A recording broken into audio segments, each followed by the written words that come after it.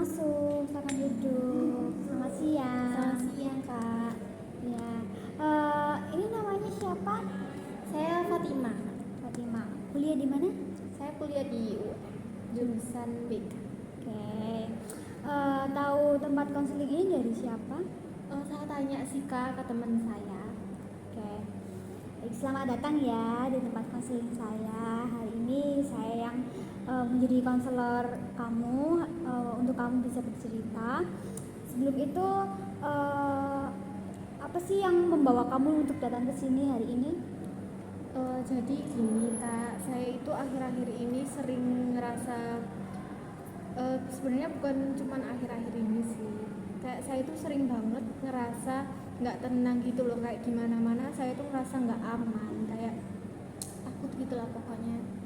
Oke, sebelum kita bercerita lebih jauh untuk sesi konseling kali ini, saya mau menjelaskan bahwa kamu bisa bercerita di sini tanpa suatu takut suatu apapun. Kamu bisa menceritakan semuanya karena saya sangat menjaga kode etik. Saya sangat menghargai kode etik tersebut. Saya akan menjaga privasi Mbak Ima, sehingga tidak akan terjadi kebocoran privasi atau semacamnya. Baik, untuk sesi konseling hari ini saya memberikan waktu 45 menit. Apakah Mbak Ima bersedia? Iya, bersedia, Kak. Oke. Harapannya untuk sesi konseling ke depan nanti apa ya?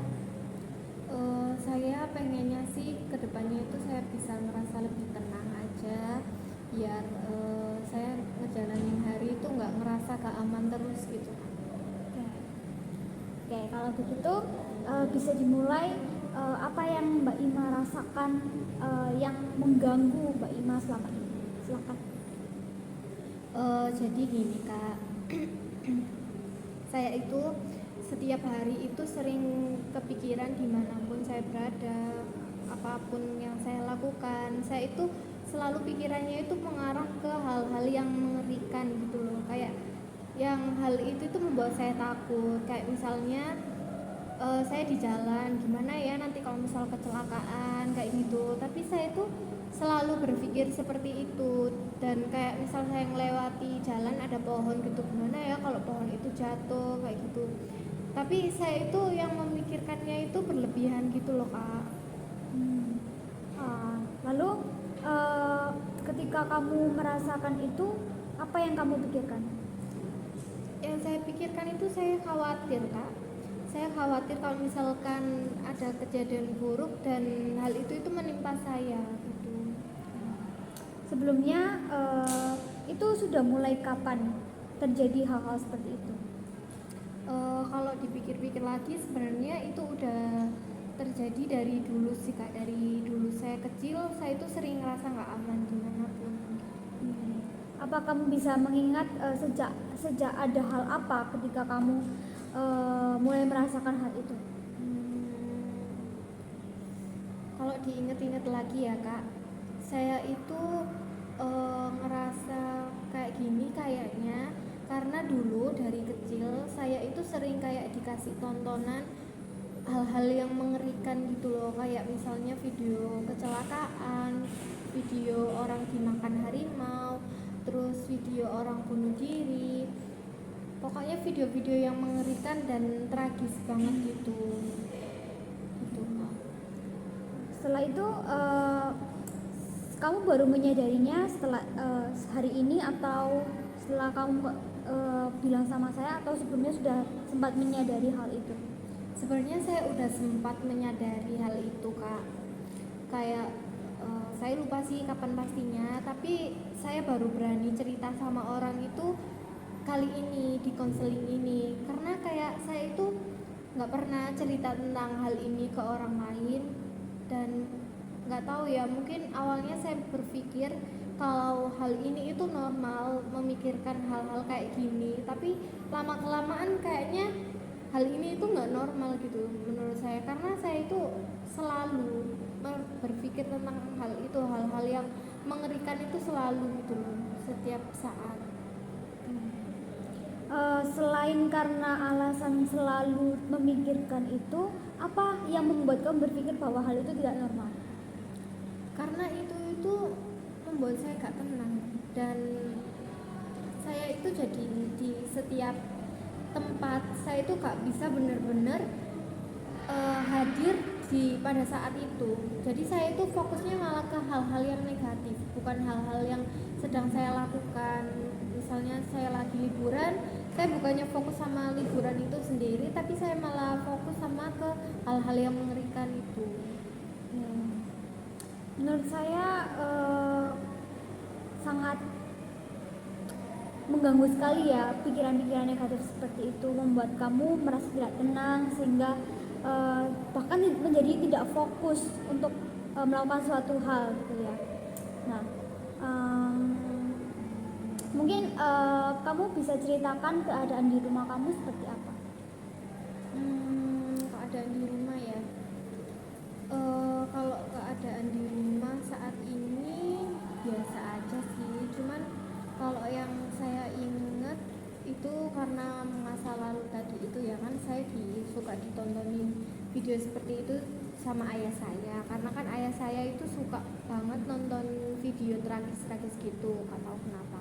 Nah itu jadi saya itu kadang kalau misalnya lagi marah atau lagi bete gitu, lagi bad mood, itu saya kalau ngelihat ayah saya itu jadi ikut emosi gitu, padahal ayah saya mungkin nggak berkontribusi di bad moodnya saya itu, tapi nggak tahu kenapa kayak saya jadinya keingetnya kepengennya itu marahnya ke ayah saya, mungkin karena kekesalan saya sih di masa lalu gitu. Soalnya kan mungkin waktu kecil saya kan nggak bisa protes ya, apa yang mau ayah saya tontonin ke saya itu kan saya nggak bisa. Jadi kayak saya baru menyadari waktu saya masuk jurusan ini, jurusan kuliah saya yang sekarang itu. Terus karena habis menyadari itu tadi, saya itu jadi emosinya baru sekarang. Mungkin dari dulu saya emosi, tapi saya nggak tahu kalau misalnya itu emosi ya. Jadi saya agak nggak suka gitu kan sama ayah saya. Nah, jadi sekarang itu kadang kayak gitu, kayak saya itu emosi gitu loh kadang sama ayah saya, kayak nggak suka gitu kan. Ketika ayah kamu melakukan itu sama kamu, memberikan video tontonan, bagaimana sikap ibu kamu atau saudara-saudara kamu juga diperlakukan sama seperti kamu, diberi tontonan seperti itu? Kan saya juga kalau keluarga saya sih kayaknya biasa aja ya, nggak tahu juga. Tapi yang paling ini yang saya rasain itu ya di diri saya sendiri, kayak ya saya ngerasa nggak nyaman gitu loh. Apalagi kalau misalnya kan masih suka nonton video yang serem-serem gitu kan, yang mengerikan. Nah itu kan saya punya adik juga masih kecil, itu saya tapi sempet sih kayak bilangin ke ayah saya kalau jangan ditontonin hal itu, karena saya nggak mau kalau adik saya itu juga sama kayak saya. Lalu bagaimana sikap ayah kamu ketika kamu bilang seperti itu kepada beliau?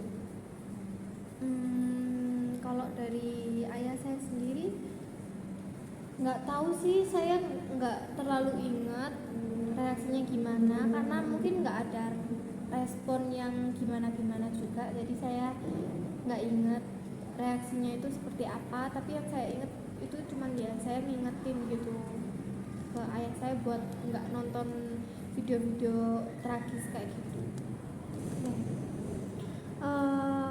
Jadi kesimpulan yang saya dapat dari cerita kamu ini, kamu merasa tidak nyaman, kamu merasa tidak aman, kamu merasa tidak tenang di dalam hati itu. Menurut kamu adalah karena sikap ayah kamu yang selalu memberikan tontonan-tontonan yang tragis kepada kamu, sehingga membuat kamu jadi pribadi yang takut gitu kan. Setelah itu kamu juga mulai merasa agak benci sama ayah kamu. Kamu jadi merasa semua permasalahan ini adalah kesalahan beliau gitu. Nah, itu sangat wajar ketika kamu merasa seperti itu, karena kamu merasa bahwa ayah kamu yang memberikan tontonan, sehingga itu berdampak besar buat kamu hingga sampai sekarang. Nah, perlu kamu ketahui bahwa eh, kamu sudah menanamkan mindset itu, mindset takut, tidak aman itu dari kecil semenjak menonton video tersebut. Padahal ketika dilihat saudara-saudara kamu juga dia nggak apa-apa ketika melihat video tersebut. Nah, karena kamu mungkin ketakutan sehingga ada muncul perasaan tidak aman di dalam hati dan ayah kamu makin menakut-nakutin itu sehingga terbentuklah karakter kamu yang sekarang. Dan perlu kamu ketahui bahwa karakter yang sudah terbentuk selama 19 tahun kamu hidup, kamu umur 19 kan? Iya. Nah, itu tidak bisa dirubah secepat itu. Jadi tidak semudah membalikkan telapak tangan seperti itu. Jadi memang perlu waktu untuk kamu bisa merubah mindset kamu, merubah pikiran kamu. Nah, dari pernyataan saya barusan, apa yang kamu pikirkan atau apa feedback yang bisa kamu berikan kepada saya? Kalau dari itu ya Kak, saya itu sebenarnya emang pengen lebih ke memaafkan aja apa yang udah terjadi di masa lalu. Terus saya itu juga pengen ngerubah kondisi di keluarga saya itu biar lebih baik gitu. Kayak mungkin dari agar mereka menonton hal-hal yang lebih bermanfaat aja daripada video yang tragis-tragis seperti itu. Terus saya juga pengen lebih fokus sama diri saya sendiri karena jujur ya Kak, dari rasa ketidakamanan saya ini yang selalu merasa gak aman dimanapun saya berada, saya itu berdampak juga ke diri saya untuk saya itu nggak bisa fokus sama diri saya sendiri. Kayak saya selalu memikirkan orang lain juga. Dari rasa ketidakamanan, ketidaktenangan itu juga berdampak ke saya itu gak tahu kenapa, pokoknya lebih banyak banget berpikir tentang gimana orang lain bereaksi tentang saya, pendapat orang lain tentang saya, terus gimana respon mereka. Itu saya sering banget berpikir tentang hal itu. Kayak saya itu nggak bisa fokus sama diri saya sendiri. Apa yang kamu pikirkan ketika kamu mulai memikirkan orang lain? Apa yang mungkin terbayang di dalam dirimu? Apa yang memicu itu untuk kamu bisa memikirkan orang lain terlebih dahulu daripada dirimu sendiri? Ini sih kayaknya karena saya itu takut untuk gak disukai sama orang lain. Karena dari dulu juga ada kejadian sebenarnya Kak, yang membuat saya itu takut untuk gak disukai sama orang lain. Kenapa itu? Kejadiannya itu waktu saya kecil, jadi mungkin ini konteksnya bercanda sih. Dari saya itu pernah, gak tahu, pokoknya yang saya ingat itu saya itu lagi marah-marah waktu kecil itu. Terus saya bilang, ibu lebih sayang sama adik kan daripada sama aku gitu. Terus ibu saya itu jawab, tapi sama ketahuan, jawabnya itu, iya emang aku lebih sayang adik daripada kamu gitu. Mungkin konteksnya emang bercanda. Kalau misalnya itu sekarang saya bisa nangkapnya itu bercanda, tapi kan itu yang menangkap dulu diri saya waktu kecil, yang nganggapnya itu adalah serius, hal yang serius. Kayak saya itu nggak terlalu disukai loh ternyata daripada adik saya gitu, daripada orang lain. Akhirnya semenjak saat itu saya jadi melakukan banyak hal yang gimana biar orang-orang itu suka sama saya. Saya mengerti bahwa cerita kamu, tanggapan orang tua kamu itu cukup membekas di benak kamu sehingga kamu bisa menjadi pribadi yang seperti ini hingga saat ini. Nah, dan itu sangat wajar. Kamu tidak perlu menyalahkan dirimu sendiri karena semuanya itu bukan salah kamu, dan nggak perlu menyalahkan keadaan juga. Nah, saya ingin kamu tahu bahwa kamu tadi kan bicara tentang memaafkan ya, maafkan ayah kamu dan sepertinya kamu juga ingin memaafkan ibu kamu. Nah, memaafkan itu saya ingin tanya dulu sama kamu, apa sih definisi memaafkan buat kamu itu seperti apa? Kalau memaafkan menurut saya itu mungkin saya pengennya sih melupakan kejadian yang ada di masa lalu itu sih Kak. Terus kalau misal inget sama orangnya ya udah nggak inget, terus udah nggak marah, udah nggak kepikiran lagi gitu. Oke, definisi memaafkan buat kamu adalah melupakan berarti ya. Mungkin jika kamu tahu definisi memaafkan yang sebenarnya, mungkin kamu akan lebih mudah untuk boleh memaafkan mereka. Nah, definisi memaafkan yang sebenarnya itu adalah ketika kamu tidak ingin lagi atau berhenti untuk ada rasa ingin menghukum mereka, seperti itu. Jadi ketika kamu sudah tidak ada rasa lagi untuk menghukum mereka, itu artinya kamu sudah memaafkan mereka, seperti itu.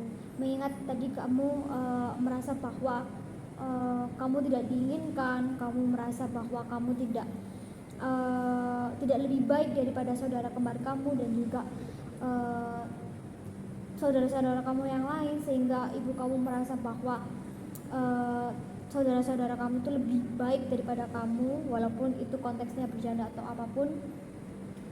Tapi itu menurut saya tidak dibenarkan, karena itu bisa merusak mental kamu yang saat ini, hingga terbentuklah mental kamu yang seperti ini hari ini. Nah, kamu bisa mulai perlahan-lahan memaafkan mereka dengan cara tersebut. Setelah apa yang sudah saya sampaikan atau pernyataan saya, apa yang kamu pikirkan? Sebenarnya Kak ya, saya itu udah beberapa kali juga mencoba untuk memaafkan mereka dari dulu. Itu kayak ya udah sih, kayak masa lalu, terus kan kita juga gak bisa ya Kak merubah orang gitu.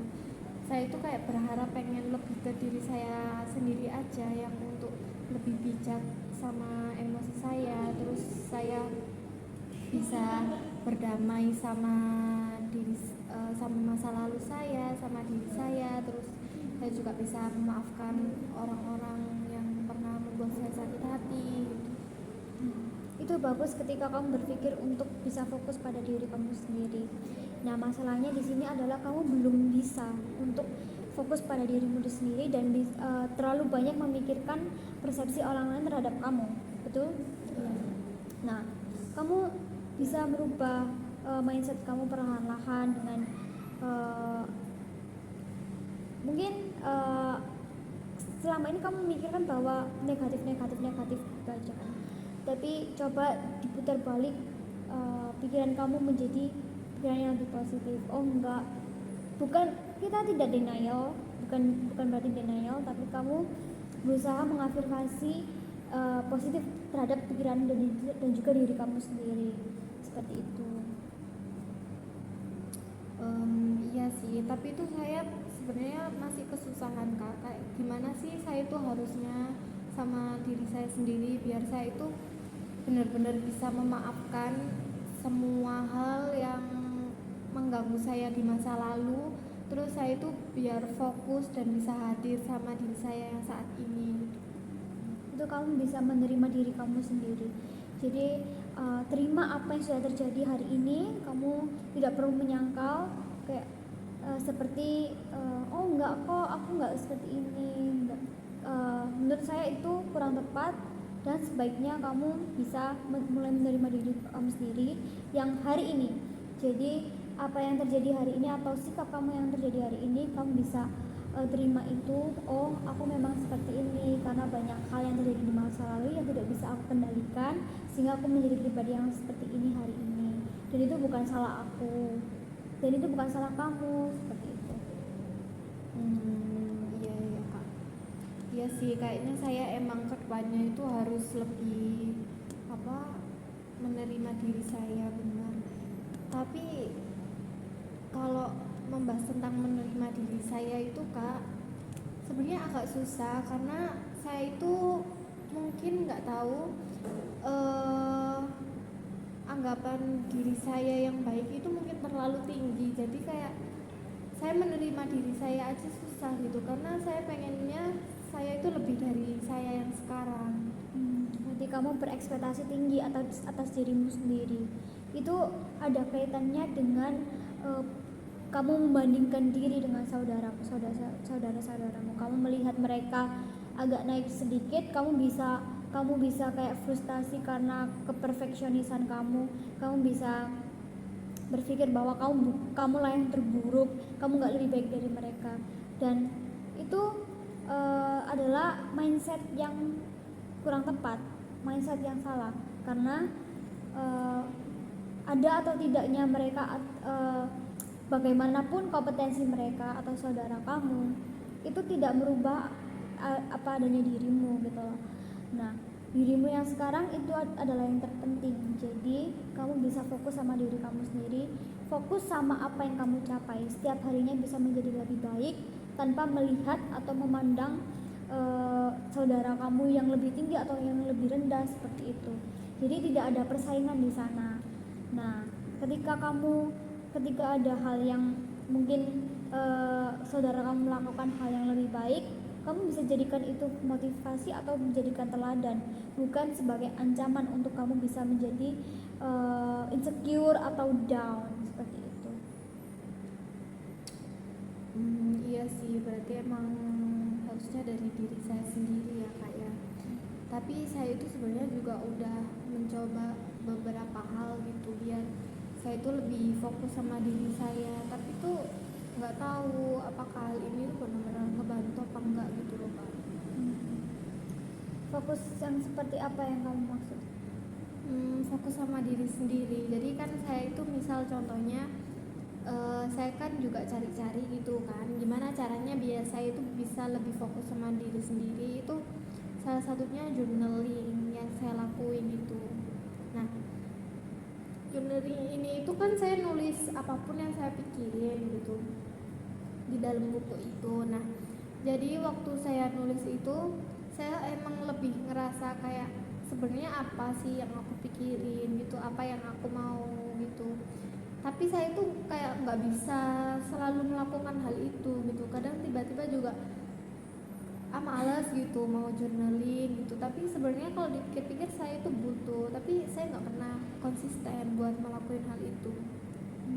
Jadi kamu sudah katakan bahwa kamu menanyakan kepada saya bagaimana supaya kamu bisa fokus sama diri kamu sendiri, dan kamu sudah menjawabnya sendiri dengan cara journaling tersebut. Tapi kamu ada masalah karena kamu merasa bahwa malas atau apapun, mungkin kamu bisa mencoba dengan teknik journaling yang lain. Apakah ada teknik journaling yang lain yang bisa kamu coba atau pernah kamu coba sejauh ini? Ada sih, sebenarnya ada satu itu namanya morning page. Bedanya kalau journaling ini tuh sebenarnya aku nulis kayak nggak terlalu detail semua yang aku pikirin, kadang juga cuma 1 atau 2 halaman aja. Nah, tapi kalau morning page ini tuh beda. Morning page ini tuh harus 3 halaman gitu Kak. Terus aku bener-bener ngungkapin semua apa yang aku pikirin gitu di dalam situ, apapun pokoknya. Nah, itu bener-bener ngebantu saya sebenarnya, kayak saya itu jadi lebih lega. Kan biasanya saya nulisnya malam hari tuh. Nah, itu kan kayak 1 hari saya udah menjalani hari itu kan biasanya lelah, pasti ya lelah banget. Terus kadang lelahnya juga mental sama fisik gitu. Nah, saya habis nulis itu emang saya ngerasa lega. Nah, tapi karena kan itu 3 halaman, nah dimana saya ngerjainnya itu malam hari, dan pas capek-capeknya nulis 3 halaman itu juga bukan hal yang mudah sebenarnya. Jadi nggak saya lanjutin juga sampai sekarang gitu. Mungkin selain itu yang tidak perlu melakukan suatu apapun, apakah kamu ada teknik yang lain yang mungkin kamu bisa seperti self talk atau berbicara di depan kaca atau berbicara sendiri seperti itu, pernah?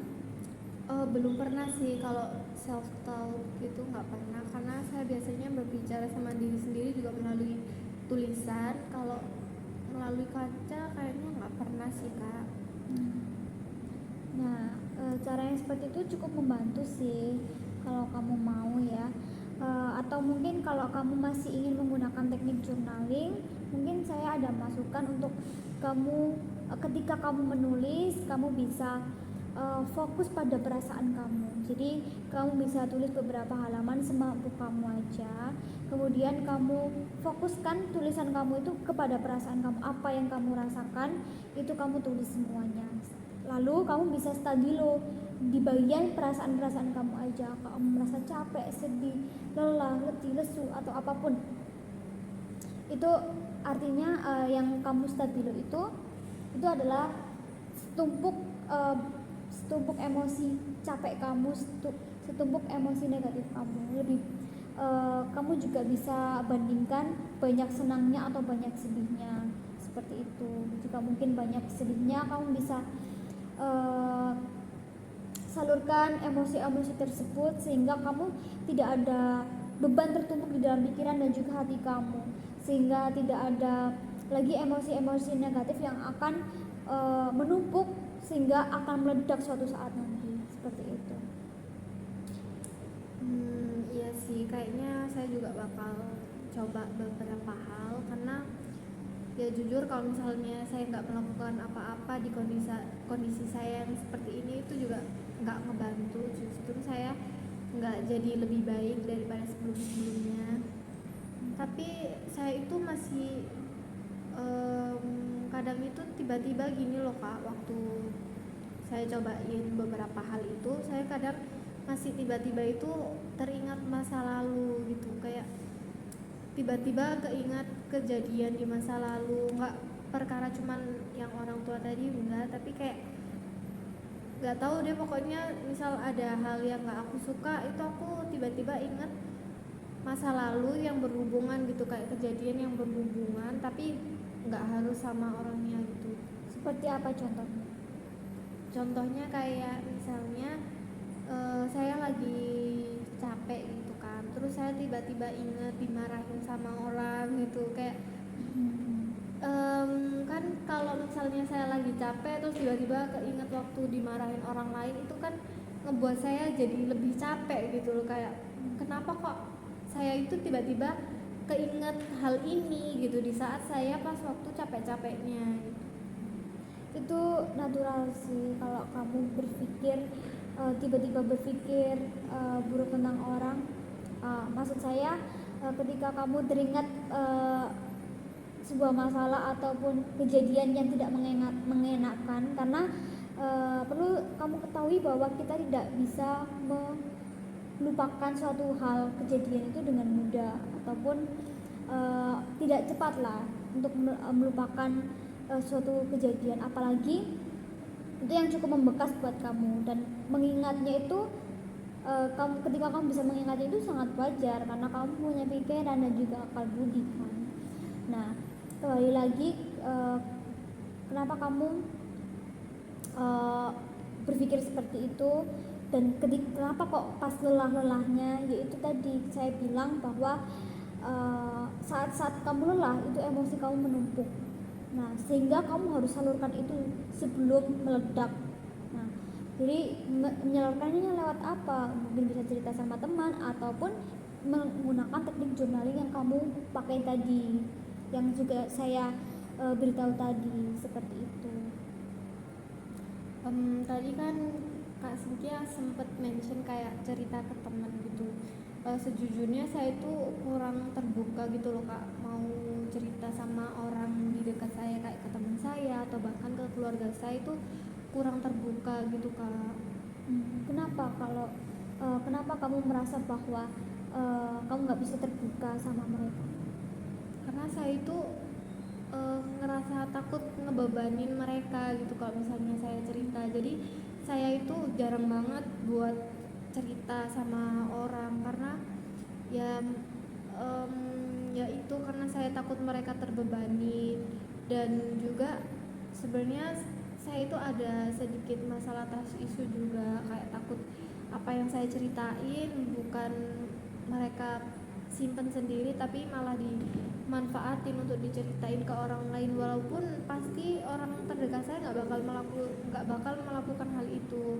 Tapi kayak saya itu susah banget buat percaya sama orang untuk saya ceritain gitu Kak. Itu itu bagus ketika kamu memiliki empati untuk tidak merasa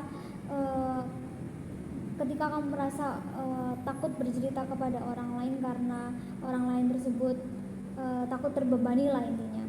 Nah itu menandakan bahwa kamu masih punya empati seperti itu, dan itu normal ketika kamu merasa seperti itu.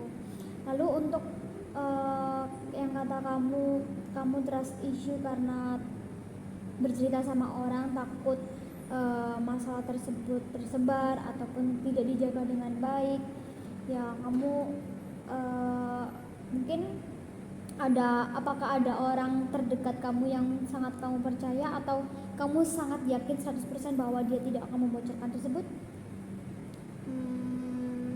Sebenarnya nggak ada yang benar-benar ini sih, kayak malah ada sih dulu beberapa, tapi pernah saya itu percaya sama satu orang waktu itu. Dulu kayak saya ada cerita hal apapun yang lagi saya pikirin itu saya ceritain ke dia, dan dia juga nggak masalah tentang hal itu. Tapi akhir-akhirnya dia itu malah mengecewakan saya gitu, kayak dia malah membongkar cerita saya ke orang lain. Dan kayak karena saya kan orangnya susah percaya buat percaya sama orang, terus kalinya saya benar-benar percaya sama orang ini, tapi orang ini tuh malah mengecewakan saya, dan sampai sekarang saya itu jadi kayak takut gitu mau cerita sama orang. Itu sangat menyakitkan ketika kita ditipu oleh orang lain, ketika kita dikecewakan orang lain, mereka membocorkan rahasia kita, itu sangat tidak adil kan sepertinya. Nah, itu sangat wajar Mbak Fatima merasakan seperti itu. Tapi mungkin Mbak Ima bisa mengingat-ingat lagi, selain orang itu apakah ada orang yang lebih Mbak Ima percayai yang mungkin selama ini hingga saat ini tidak pernah mengecewakan Mbak Ima? Sebenarnya ada sih, kalau dipikir-pikir sebenarnya ada. Saudara saya sendiri, saudara kembar saya itu, saya biasanya cerita sama dia kalau misalnya saya lagi pengen cerita, dan dia itu emang orang yang paling bisa jaga rahasia saya. Tapi cuman saya emang percaya banget sama dia karena dia nggak pernah bongkar rahasia saya. Di sisi lain saya itu takut buat ngebebanin dia karena dia sendiri juga pasti punya masalahnya sendiri, dan kadang juga saya melihat dia itu kayak banyak sedih gitu loh. Jadi kayak saya itu nggak tega juga kalau misalnya saya cerita semua hal ke dia. Dia juga ceritanya nggak terlalu sering juga, jadi kan saya mengimbangin dia gitu. Kalau misalnya dia lagi cerita gitu, kayak saya juga nggak terlalu sering cerita juga. Jadi kamu takut membebani saudara kembar kamu dengan cerita-cerita kamu seperti itu. Itu wajar. Dan mungkin untuk cerita-cerita yang sangat penting atau mungkin sangat urgent, kamu bisa ceritakan sama dia karena kamu merasa bahwa dia sangat kamu percayakan. Nah, kalau misalkan kamu sedang merasa tidak ada teman untuk bercerita selain saudara kamu, dan saudara kamu sedang tidak baik-baik saja juga, otomatis kan kamu merasa bahwa tidak ada teman karena saudara kamu tidak bisa diajak cerita saat itu. Nah, kamu bisa mendatangi saya atau menghubungi saya untuk bisa setidaknya untuk membuang emosi-emosi negatif kamu, sehingga kamu bisa menyalurkan semua perasaan kamu itu kepada saya, sehingga kamu bisa menjadi lebih baik perasaannya seperti itu. Iya baik. Mungkin kayak gitu sih, karena saya juga kadang kalau memang lagi suntuk-suntuknya nggak ada orang yang buat saya cerita, itu saya emang kayak kadang juga ke beberapa konselor gitu buat saya datengin, buat saya ceritain gitu. Jadi ya dari yang saya dapat di sini tuh saya juga lebih lega sih, karena tadi udah menceritakan gimana saya ngerasa nggak aman selama ini gitu. Terus saya juga sekarang nih lebih terbuka gitu untuk seharusnya saya ya udah memaafkan hal-hal yang udah berlalu, dan sekarang saya saatnya untuk fokus sama diri saya sendiri. memaafkan itu bukanlah suatu hal yang mudah, sehingga kamu perlu proses untuk memaafkan hal tersebut ya. Jadi semua itu bisa bertahap. Ya, jadi memaafkan itu tidak semudah membalikan telapak tangan memang ya. Jadi kamu memang butuh proses untuk melakukan itu semua. Seperti itu. Iya sih, emang saya kayaknya terima kasih tadi udah disampaikan kayak gitu ya Kak, karena mungkin saya juga kalau dipikir-pikir terlalu terburu-buru gitu sama diri saya sendiri, Kak. Saya harus segera menjadi lebih baik gitu, tapi kan sebenarnya semua itu juga butuh proses dan saya harus menyelesaikan itu satu persatu dan juga harus sabar juga gitu. Begitu sih Kak. Oke. Kembali lagi seperti harapan kamu di awal, dimana kamu bertujuan untuk kesini adalah bertujuan untuk supaya kamu bisa fokus sama diri kamu sendiri kan. Nah, sekarang dari sesi konseling kita yang sudah berjalan cukup lama ini, apa yang kamu pikirkan mungkin bisa kamu lakukan ke depannya untuk memenuhi atau mencapai harapan kamu untuk fokus pada diri kamu sendiri? Kalau dari sesi konseling ini tadi itu saya lebih sadar ke kalau kita itu penting banget untuk memaafkan orang lain, apalagi yang udah di masa lalu, yang udah lama banget dan itu juga akhirnya sudah berlalu kan.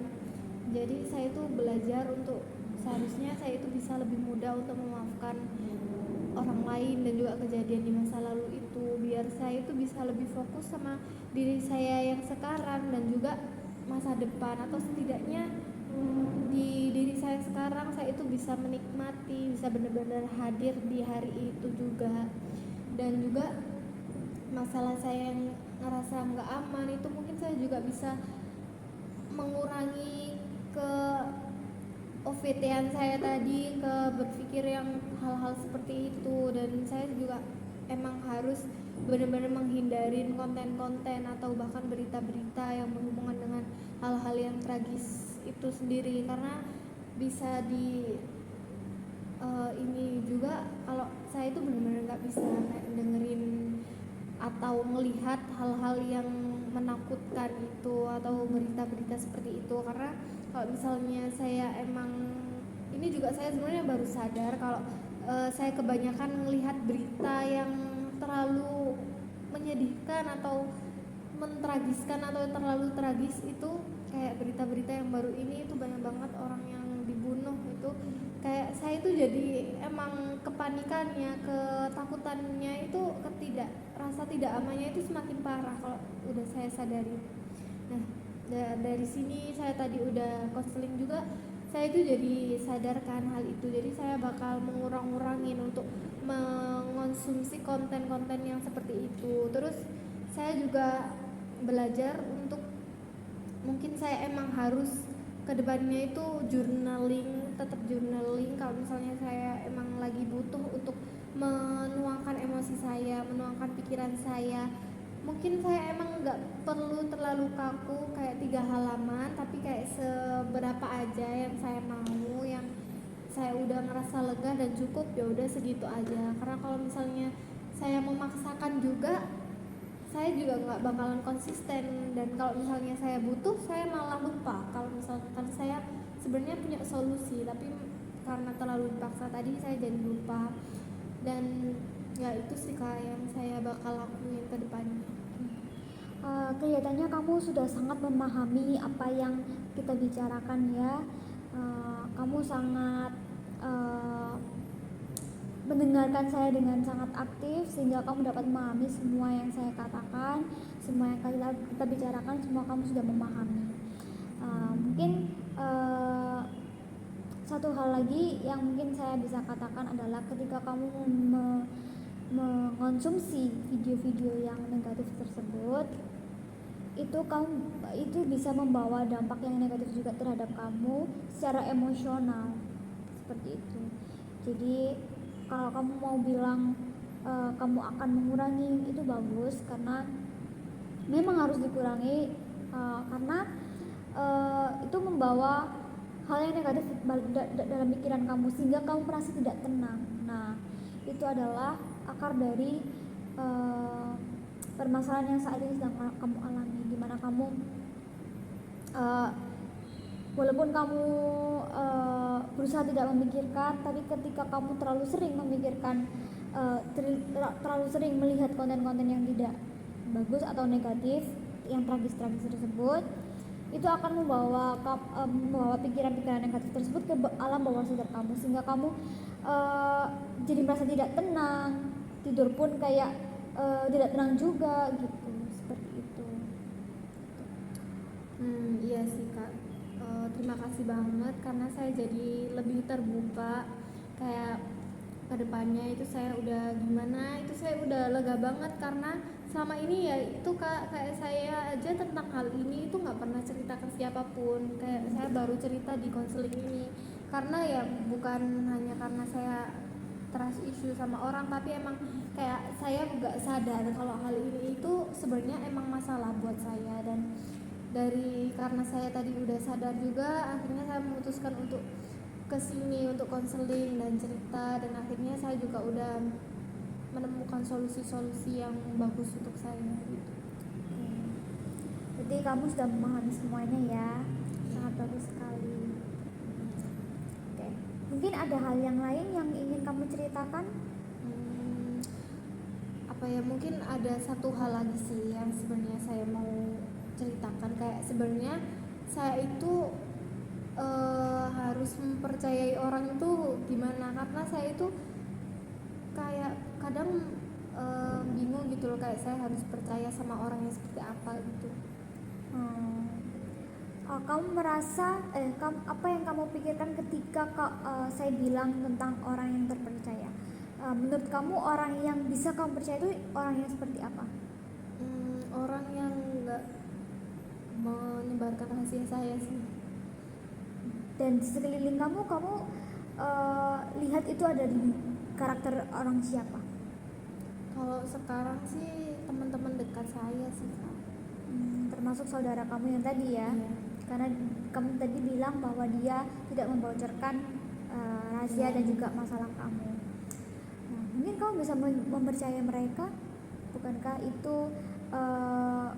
sudah menjadi ciri-ciri orang yang bisa kamu percaya?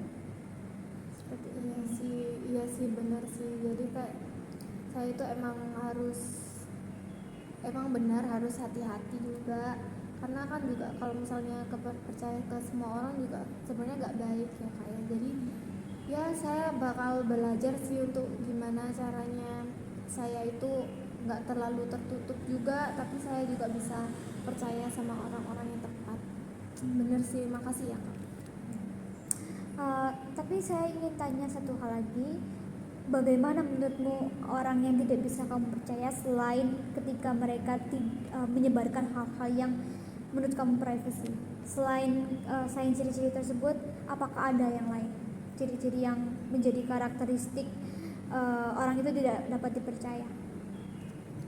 Mungkin kalau mereka apa ya, sebenarnya saya juga agak kepikiran sih Kak tentang hal itu, karena yang selama ini saya pikirkan gimana saya itu percaya sama orang yang benar itu gimana. Nah, kalau dari yang saya tangkap dari cerita kamu sejauh ini, kamu merasa bahwa orang yang tidak dapat dipercaya adalah orang yang membocorkan rahasia kamu kan, orang yang tidak bisa menjaga privasi lah intinya. Nah, ketika kamu melihat atau memiliki orang-orang terdekat yang seperti itu, baiknya kamu menghindari atau tidak perlu menceritakan keseluruhan tentang cerita kamu yang privacy seperti itu, karena memang mereka sudah tidak bisa dipercaya. Dan menurut saya, ketika seseorang yang sudah membocorkan masalah atau membocorkan sebuah rahasia, dia tidak akan bisa dipercaya lagi gitu, kecuali dia memang mau benar-benar berubah. Dan saya mau katakan satu hal lagi, ketika kamu mengalami suatu hal, yaitu ketika kamu tidak bisa percaya lagi sama orang itu, dan kamu berusaha untuk mencoba merubahnya. Misalnya contohnya ketika kamu berusaha percaya sama orang lain, tapi ternyata dia sudah membocorkan rahasia kamu dan kamu masih percaya, masih ada harapan lah dia ini, kamu merubahnya, kamu berusaha untuk tetap berharap sama dia supaya dia bisa menjadi lebih baik lagi untuk tidak membocorkan rahasia kamu. Menurut saya itu sia-sia, karena ketika kamu ingin merubah satu orang dan orang tersebut tidak mau berubah, itu akan sangat sulit untuk kamu bisa berubah. Seperti itu. Apakah sudah dipahami? Sudah Kak, sekarang saya pikirannya juga udah lebih terbuka, dan selain itu saya udah lega banget sih udah cerita sama Kak Cindy. Oke, sejauh ini bisa merasa baik ya, bisa lega ya. Oke, terima kasih Fatima sudah bercerita panjang lebar di sini. Saya sangat bersyukur karena Ima mau bercerita kepada saya dan juga bisa menemukan solusi kita bersama, seperti itu. Dan mungkin jika Mbak Fatima ingin sesi konseling yang lebih lanjut atau mungkin ada yang bisa diceritakan, Mbak Ima bisa datang di minggu depan di jam yang sama dan di hari yang sama. Bisa cerita kepada saya ya. Seperti itu. Ya, baik. Makasih ya Kak ya udah dengerin cerita saya udah lega banget. Oke, terima kasih ya. Saya pamit dulu ya Kak. Terima Baik, kasih. terima Selamat kasih. siang. Hati-hati.